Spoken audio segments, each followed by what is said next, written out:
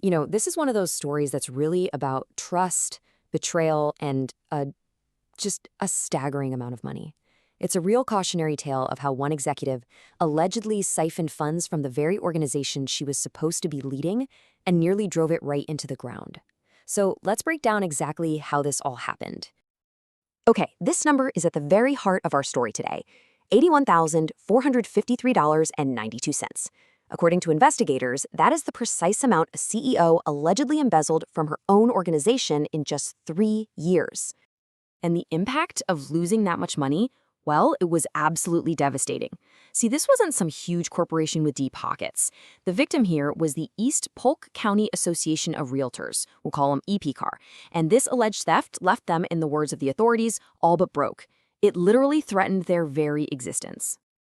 So, who's at the center of all these allegations? Well, let's meet the main figure, the former CEO of EPCAR, Jennifer Gurula-Mers. After she was terminated from the association, an investigation kicked off that eventually led to her arrest and a very serious criminal charge. She was charged with grand theft. And just so we're all on the same page, this is a serious felony. It means you've unlawfully taken property or money that's worth more than a specific high-dollar amount. So that charge alone tells you just how significant these accusations really are. All right, now for the really fascinating part of the investigation. Where did all that money actually go? Detectives had to piece together this detailed trail of unauthorized transactions. So let's break it down, piece by piece, and see how they allege that $81,000 was siphoned away. The single biggest chunk of the pie, over $43,000, allegedly came from unauthorized pay raises. According to the sheriff's office, Gurula-Mers just repeatedly increased her own salary over 3 years, without any approval from the board whatsoever.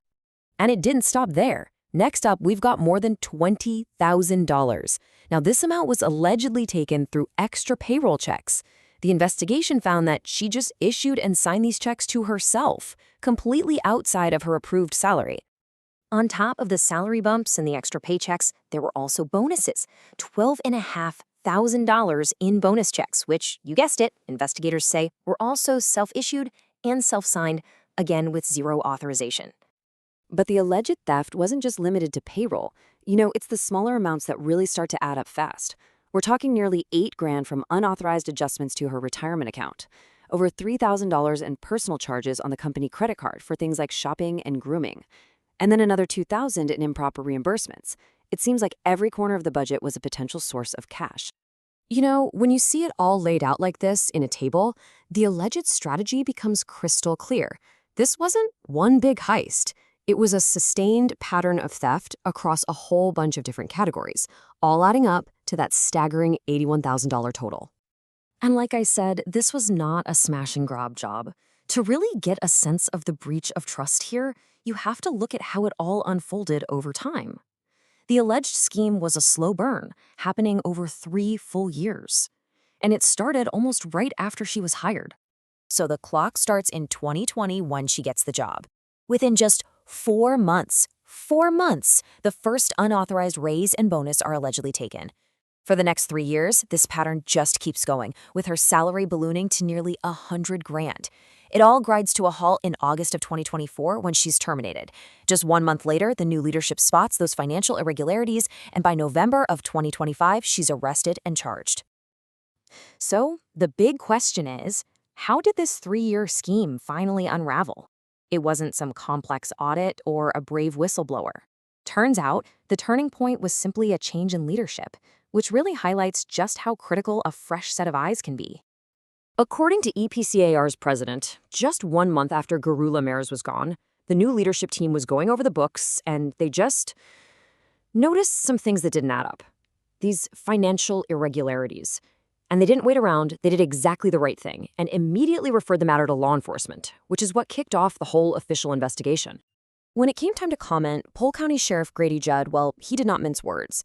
After calling the alleged actions simple theft, he used this case to issue a really stark warning to other organizations, saying, and I quote, "I urge all nonprofit associations to have effective checks and balances in place."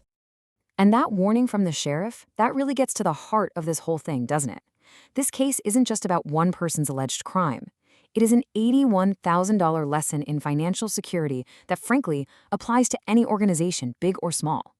So what do those checks and balances actually look like in practice? Well, first up, board oversight. If the board had been required to approve all pay changes, those unapproved salary hikes just couldn't have happened. Simple as that. Second, dual signatures on checks.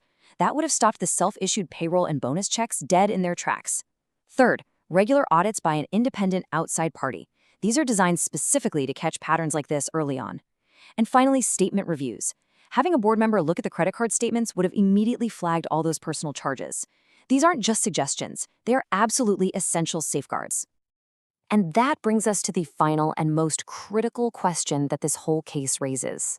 See, it's not just about what happened at EPCAR, it's about preventing it from happening anywhere else.